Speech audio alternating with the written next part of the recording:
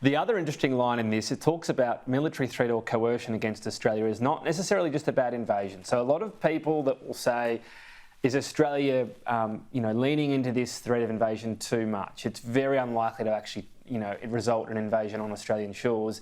It's all the other things that could happen that wouldn't be that, but would be a huge disruption. Trade routes, whether it be cargo that can get to Australia, and crucially, the projection from military bases much closer to Australia, which is now a distinct possibility in our region. Well, that's exactly right. I think what this document does that many haven't is really articulate that nexus between security and economics, and how we've always known that we're a trading nation. We've always known we're a maritime nation. There has always been references to keeping those trade routes open, but the explicit acknowledgement of coercion, and it says economic coercion, but it also says other forms of coercion, and that is political, that is social, that is informational. We are seeing coercion really start to appear within our society, and and that's happening now. So one of the best things about this document, I think, is that it's not a pure military response. It understands that there are serious threats to our security that are coming up almost invisibly through our system, through our politics, through our society, and especially, and what has been very clear for all of us to see is that economic lever, that ability to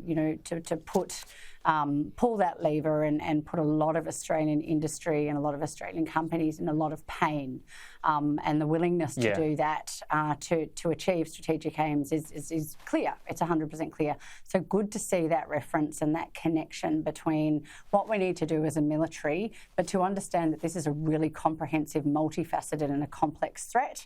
It's going to require the DFAT side. Really, really wonderful to see that we will have an investment in statecraft, because that is also how you get after some of this informational misinformation, disinformation challenge, and the coercion aspects and the manipulation of the narrative there as well.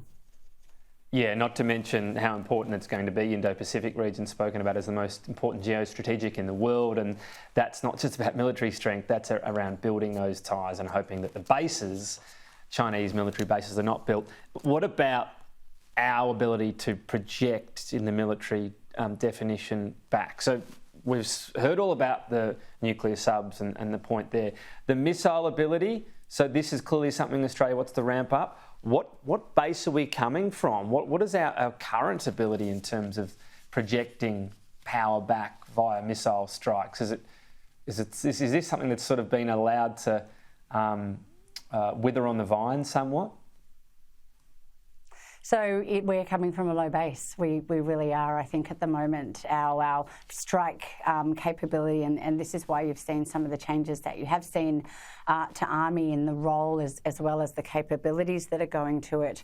I think at the moment we've got roughly the ability to strike around 40 kilometres, and that's not going to do very much to protect the Australian land when we're talking about confronting and challenging threats further and further from our shores. That's fine for if you're on a, if you've already got to an expeditionary operation. But it is not going to help us with the challenge that we face now. So we've heard the Deputy Prime Minister Miles talk a lot about impactful projection. What this document sort of adds to that is a bit of colour around lethality, precision and strike, and it's looking at getting capabilities that give us hundreds of kilometres of range in terms of strike and precision. That's really important, because the other key concept of this document is deterrence. And you cannot deter without credible combat forces. And of course, we need to be able to strike further afield with greater precision and with much greater capability. And we need to be able to do that as a very joined up and integrated force. Beck Shrimpton, appreciate your time today. Thank you. You're welcome. Thanks for having me.